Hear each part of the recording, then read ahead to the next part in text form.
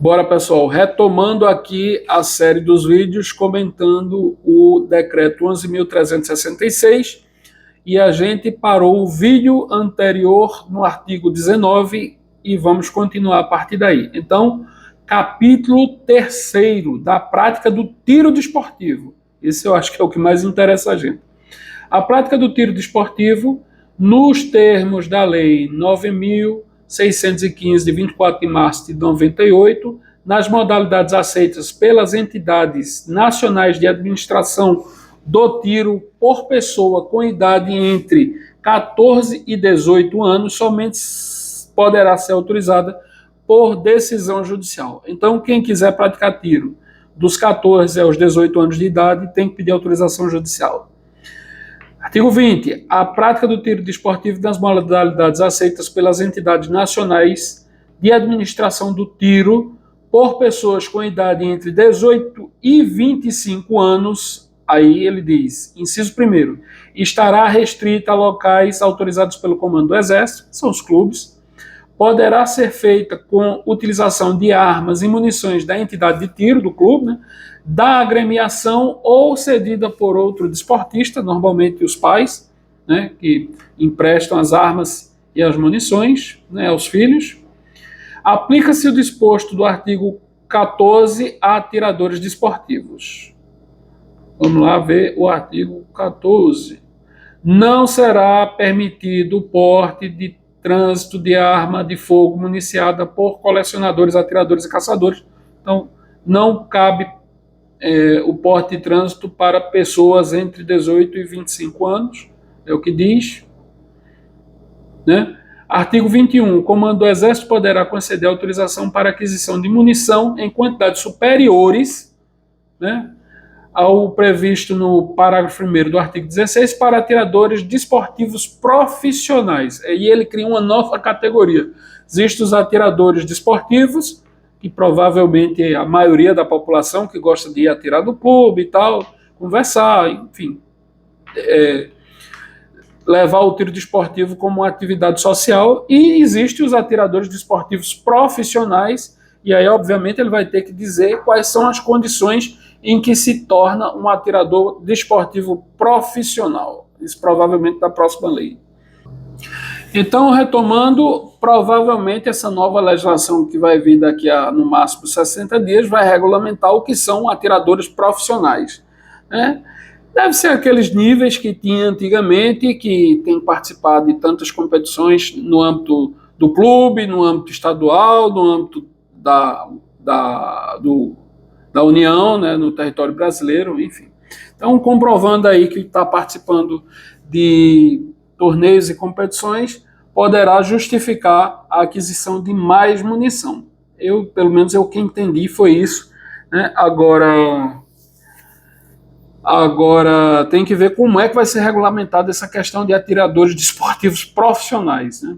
E aí ele continua, desde que comprovada a necessidade no caso de treinamento ou participação em competição. Então, tem que, obviamente, ir dando baixa na munição que você vai utilizando, porque senão você simplesmente não consegue comprar mais, né? Vai ficar adstrito ao limite de 600 por ano. Inclusive, se você não dá baixa nessas 600, para que comprar mais? Tem algumas coisas que realmente eu tenho que concordar com esse decreto. Tem coisa que eu não entendi, né? Por que tem que cadastrar as armas do Sigma no Sinarme? E como é que vai, quem tem mais de 3 armas, vai ficar como, né? Essa parte aí eu não entendi, mas... Então, do grupo de trabalho, artigo 22, fica instituído o grupo de trabalho, que é aquele justamente que vai apresentar a nova legislação num prazo máximo de 60 dias, que já foi dito lá em cima, nos primeiros artigos. Então, fica instituído o grupo de trabalho com vistas à regulamentação da Lei 10.826 de 2003. O grupo de trabalho será constituído por representantes dos seguintes órgãos e entidades: o Ministério da Justiça e Segurança Pública, que coordenará, né? Ministério da Defesa, Ministério da Fazenda, Polícia Federal, Conselho Nacional de Justiça, Conselho Nacional do Ministério Público, Advocacia Geral da União, Conselho Nacional de Segurança Pública e Defesa Social, instituições sem fins lucrativos, com atuação no tema indicado pelo Ministro do Estado da Justiça e de Segurança Pública. Cada membro do grupo do trabalho terá um suplente que substituirá em caso de ausência de seus impedimentos. Os membros do grupo de trabalho e respectivos suplentes serão indicados pelos titulares dos órgãos que representam no prazo de 30 dias, contado da data da publicação deste decreto, e designados em ato do Ministro da Justiça, do Ministro de Estado da Justiça e Segurança Pública. O coordenador do grupo de trabalho poderá convidar representantes de outros órgãos e entidades públicas e de instituições privadas especialistas para participar de suas reuniões. A participação no grupo de trabalho será considerada a prestação de serviço público relevante, não remunerada, né? Essas ONGs aí, todas as ONGs do tiro, com certeza vão querer se habilitar nesse negócio aí, né? E eles já têm financiamento. O que eles menos querem aí, o Viva Sou da Paz e tudo mais, o que eles menos querem é remuneração, eles querem realmente acabar com o tiro. Então, isso pelo menos devia ter um critério de equilíbrio, no mínimo, né? Chama um de lado um lado, chama outro do outro lado para ter o contrapeso das coisas, mas efetivamente eu acho pouco provável que isso aconteça. Vai encher de entidade aí contra o tiro, contra as armas, e só Deus sabe o que é que vem, né? Eu vejo que esse decreto aqui foi o que eles conseguiram restringir ao máximo para hoje, né? Se você der aí, tem 30 dias para montar esse grupo e mais 30 dias para apresentar a nova legislação, tem praticamente 60 dias para pensar em um belo pacote de maldade, é isso que eu acho, né? Então, disposições finais e transitórias. O artigo 26, o proprietário de arma de fogo de uso permitido ou restrito é obrigado a comunicar imediatamente à unidade policial local e ao SINARME o extravio, furto, roubo ou a recuperação da arma de fogo e do certificado de registro de arma de fogo. Isso é óbvio, se perdeu tem que comunicar à polícia, inclusive porque você é responsável por todos os crimes que a arma cometa enquanto não for comunicar esse extravio à polícia. Então, isso tem que ser uma conduta imediatamente. Perdeu, comunica a autoridade policial, ou foi furtado, roubado, comunica a autoridade policial. Inclusive, é bom que comunique ao sistema correspondente, né? Aqui ele manda ao SINARME, mas se estiver no SIGMA, comunica lá também. A unidade policial remeterá no prazo de 48 horas contado da data de recebimento da comunicação as informações coletadas à Polícia Federal, ao comando. Então, se você prestou queixa lá na Polícia Civil, esse vai ter 48 horas para comunicar os sistemas. Sem prejuízo do CAPT, o proprietário deverá ainda comunicar o ocorrido na Polícia Federal ou ao comando do Exército, conforme o caso, e encaminhar uma cópia do boletim de ocorrência. Então, era isso que a gente estava falando. Serão cassadas as autorizações de posse e porte de arma de fogo do titular que responda a inquérito policial, isso é lógico, ação penal por crime doloso, lógico também, né? Nas hipóteses que trata o CAPT, o proprietário entregará a arma de fogo à Polícia Federal ou ao Comando do Exército, conforme o caso, mediante indenização prevista no artigo 48 da lei, do decreto 9847 de 2019, ou providenciar a transferência para um terceiro observado e disposto do artigo 10 deste decreto, no prazo de 30 dias contado da ciência do indiciamento ou do recebimento da denúncia ou da queixa pelo juiz. Então, se for processado aí por crime doloso, né, vai ter 30 dias para se desfazer da arma sob pena de apreensão, provavelmente. A cassação a que se refere o CAPT será determinada a partir do indiciamento do investigado no inquérito policial, o recebimento da denúncia ou da queixa do juiz.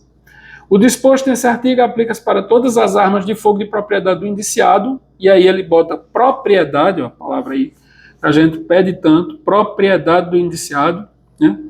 A apreensão da arma de fogo é de responsabilidade da polícia judiciária competente para a investigação do crime motivador da cassação. Então, Polícia Federal, a Polícia Civil é que vai fazer essa apreensão aí.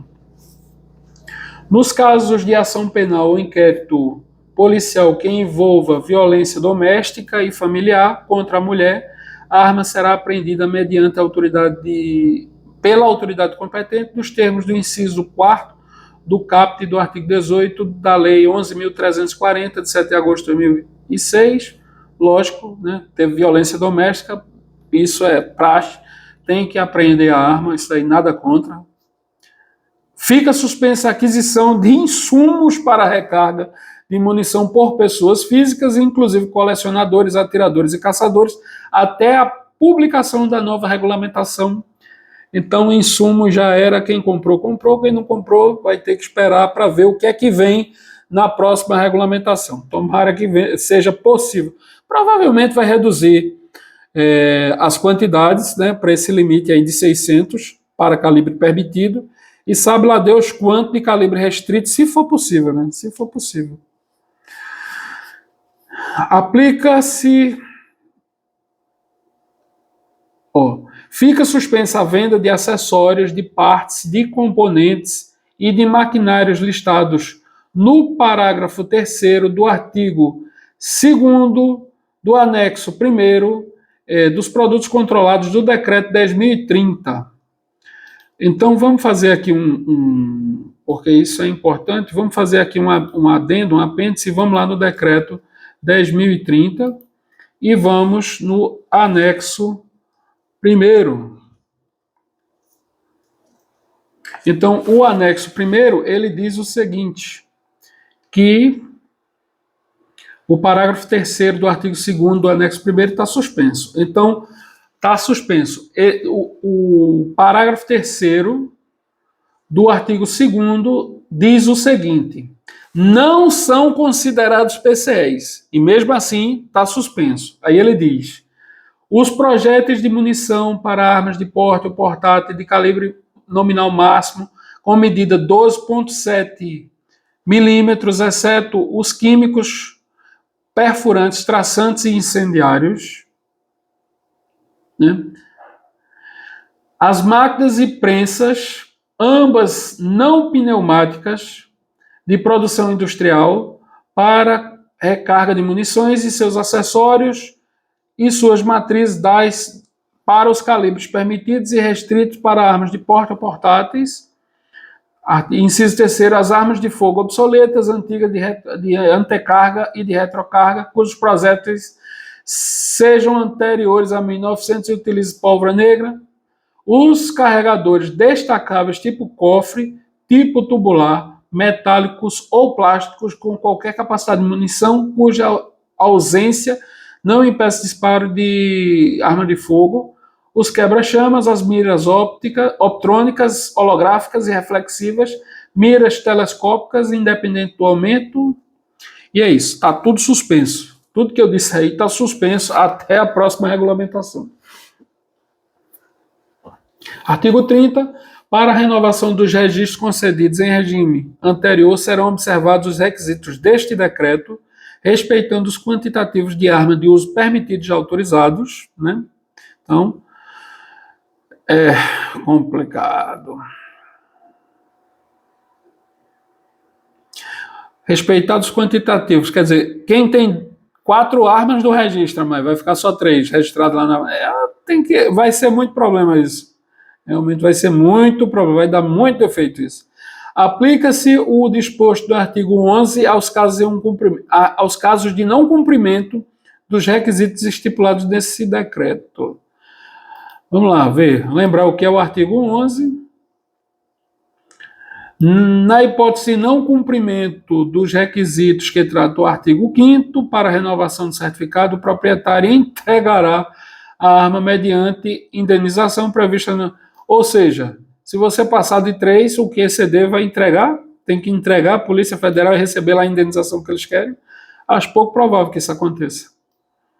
Mas vai saber, vamos para frente. Talvez na nova regulamentação, daqui a 60 dias, eles repensem essa situação aí.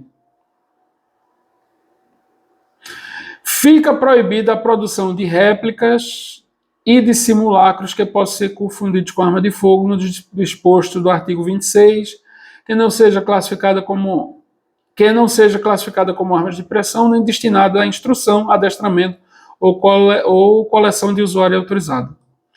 Então, as armas de pressão saíram desse imprensado e aí vem vários revogados, decretos e leis e artigos. Por exemplo, o decreto 9845, revogado, 9846, revogado, 9847, revogado, o artigo 1º do 9847, o artigo 1º do 12 ao 15, 17, 21, 59, e vem aqui vários. Pessoal, é isso. Eu acho o seguinte, eu acho que, minha opinião é que a gente talvez, esse não seja ainda a situação mais restritiva, como eu disse, essa foi a maldade que deu para fazer, por enquanto, esse prazo de 60 dias aí. Tem as armas de calibre restrito, que praticamente está no limbo aí, ninguém sabe, nem atira, nem faz nada, nem transfere, nem compra, nem vende, nem disse se pode, quem tem munição, se pode levar para o clube, né? Não falou nada com relação a isso, então se não proibiu, a meu ver, tá, quem tem munição e quiser atirar no clube, se não tem nenhuma restrição, está com um CRAF válido, é possível, né? Só que não vai poder comprar munição, é o que tem. E as de calibre restrito passaram a ser 600 munições por CRAF. A situação que eu vejo mais crítica é essa obrigação de registrar as armas do Sigma no Sinarme, mas não é nem pelo registro em si, mas sim porque ele limitou a 3 armas do Sinarme. Aí eu queria saber como é que vai ficar o restante. Quem tem 4, 5, 10, como é que faz, né? E depois vai precisar se regulamentar essa situação desse atirador profissional, que ninguém sabe como é que vai ser isso. Provavelmente seja aqueles níveis de competição que havia antes. Então, nesse período de 60 dias, seria interessante que os nossos deputados conversassem com os ministros, inclusive com os responsáveis aí pelo grupo de trabalho que foi criado, né? Ministro da Justiça e Segurança, ministro da Defesa, ministro da Fazenda, Polícia Federal, Conselho Nacional de Justiça. Então, tem que conversar com esse pessoal, tentar mostrar como é o mundo efetivamente do tiro, que não há esse tipo, essa quantidade absurda que eles pensam, mas isso é pretexto, né? E armas desviadas, munição desviada, que se envolvem em crime, isso no fim é só pretexto, é uma narrativa para justificar um intento que é efetivamente reduzir ao mínimo ou talvez até desarmar completamente a população. Só que dessa vez a população está mais esclarecida, sem sombra de dúvida, e está mais atenta também, né? Então, mas mesmo assim, no fim, ninguém quer ficar ilegal, essa é a verdade. Então, vamos ver o que é que vem. Por hora, o que se tem é isso. Se você gostou desse conjunto de vídeos, deixe seu comentário aí, sua opinião nos comentários, e vamos para frente, vamos ver o que é que vai acontecendo daqui para lá, né? Um abraço, tchau, tchau.